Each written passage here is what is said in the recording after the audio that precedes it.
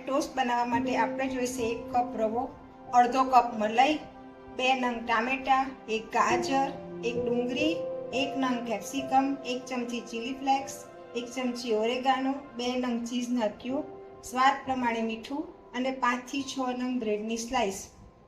Bread બાઉલની અંદર 1 cup રવો, પછી આપણે જે બધા શાક લીધા હતા, 1 ડુંગળી, ગાજર, કેપ્સિકમ અને ટામેટું, એ બધું આવું ડુંગળી કટરની અંદર ક્રશ કરી દેવાનું છે.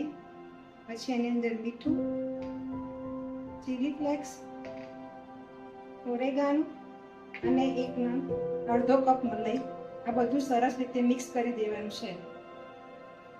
બધું સરસ રીતે મિક્સ કરી દઈએ એટલે આવું ટેક્સચર તૈયાર થશે.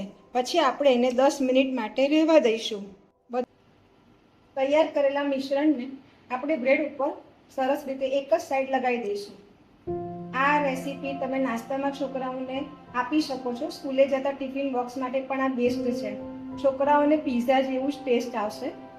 જો આ સરસ રીતે લગાવાઈ ગયું છે, પછી આપણે બટર ના ખાતા હોય તો આપણે ઘીમાં એને શેકી દઈશું. લોઢી ગરમ કરી અને એને આવી રીતે 2 બાજુ શેકવાનું છે. રવો 10 મિનિટ પલળ્યો હોય એટલે સરસ રીતે પલળી ગયો હોય છે, એટલે શેકાતા બહુ વાર નથી લાગતી.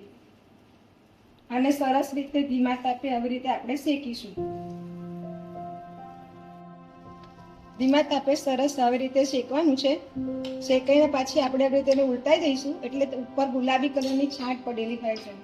ત્યાર પછી આપણે એની પર ચીઝ સરસ રીતે છીણી દેવાનું. છોકરાઓને જોઈને જ ખાવાનું મન થઈ જાય એવા રવા બ્રેડ ટોસ્ટ છે.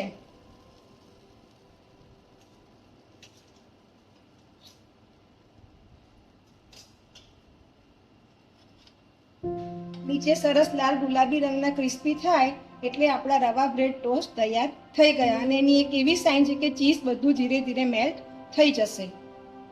ત્યાર પછી આપણે આવી રીતે એને ટ્રાયેંગલમાં કાપી લઈશું. આ રવા બ્રેડ ખાવા માટે તૈયાર છે. તો જો તમને મારી આ રેસીપી ગમી હોય તો કઝિન્સ રસોઈને લાઈક અને સબસ્ક્રાઈબ કરવાનું ભૂલશો નહીં.